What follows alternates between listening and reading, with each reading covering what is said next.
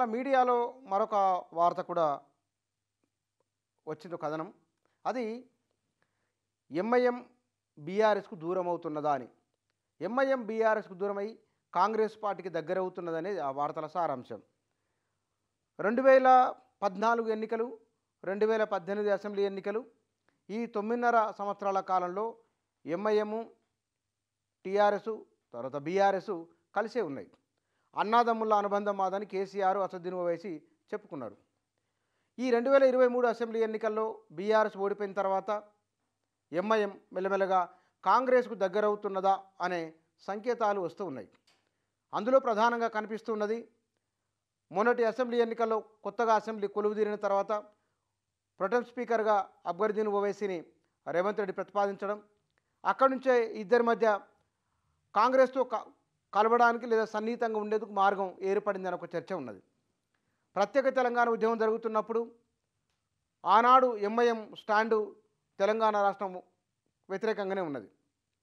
ఆ తర్వాత జరిగిన లోక్సభ పార్లమెంట్లో బిల్లు ప్రవేశపెట్టి బిల్లు పాస్ అవుతున్న సందర్భంలో అసదుద్దీన్ ఓవైసీ వ్యక్తం చేసిన అభిప్రాయాలు కూడా రికార్డ్ అయ్యే ఉన్నాయి.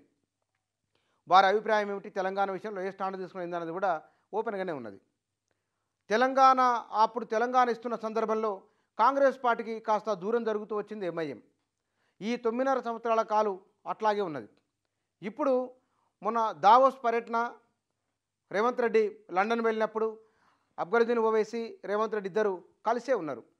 ఈ మూసీ నదికి సంబంధించిన సుందరీకరణ, దాని డెవలప్మెంటు, దాన్ని పునరుజ్జీవింపజేయడం, అక్కడ దాన్ని ఏ విధంగా ఏ నమూనా ఆధారంగా అంటే రెవెన్యూ మోడల్ ఎట్లా ఉన్నది ఇత్యాది విషయాలపైన అక్కడ ఆ థేమ్స్ నది పాలక మండలి వాళ్ళతో మాట్లాడిన విషయంలో కూడా వీరున్నారు. అక్కడ జరిగిన చర్చలు, ఆ పర్యటనలో వారు ఉన్నారు కాబట్టి సహజంగానే మీడియాలో ఒక అభిప్రాయం వస్తూ ఉన్నది. ఎంఐఎం, కాంగ్రెసు ఈ రెండు రాబోయే రోజుల్లో కలవబోతున్నాయనేది. కేవలం 64 స్థానాలు కాంగ్రెస్కి వచ్చినాయి, ఎంఐఎంకో 7 స్థానాలు ఉంటే కనుక మిత్రపక్షంగా ఉంటుంది, కాస్త బలం ఉంటుందని. కాంగ్రెస్లో ముఖ్యమంత్రికి పోటీ పడే వాళ్ళ సంఖ్య చాలా ఎక్కువ ఉన్నది కాబట్టి ఈ పోటీ పడుతున్న వాళ్ళు ఎవరైతే ఉన్నారో ఈ పోటీ పడుతున్న వాళ్ళు ఏదన్నా రూపంలో ప్రమాదం ముంచుకొస్తే కనుక దాన్ని నివారించేందుకోసమై, జాగ్రత్తగా ఉండేందుకోసమై బహుశా ముందు జాగ్రత్త చర్యగా ఎంఐఎంను దగ్గర తీసుకుంటున్నారా ముఖ్యమంత్రి రేవంత్ రెడ్డి అనే ఒక చర్చ కూడా ఉన్నది.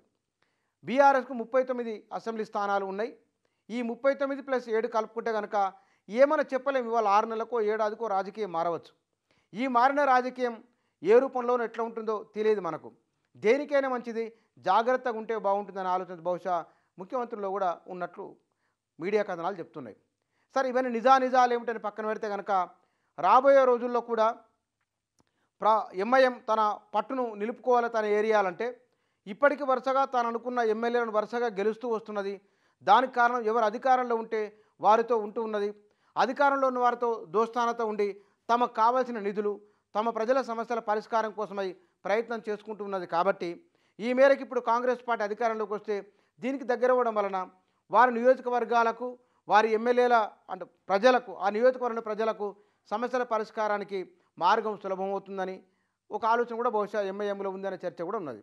ఈ అన్ని కారణాలు చూసినప్పుడు కాంగ్రెస్తోనే ఎంఐఎం ఉండేందుకు అవకాశం ఉందని, మెల్లమెల్లగా భారతీయ రాష్ట్ర సమితికి ఎంఐఎం కాస్త దూరం జరుగుతున్నదనే చర్చలు, కథనాలు మీడియాలో వస్తూ ఉన్నాయి.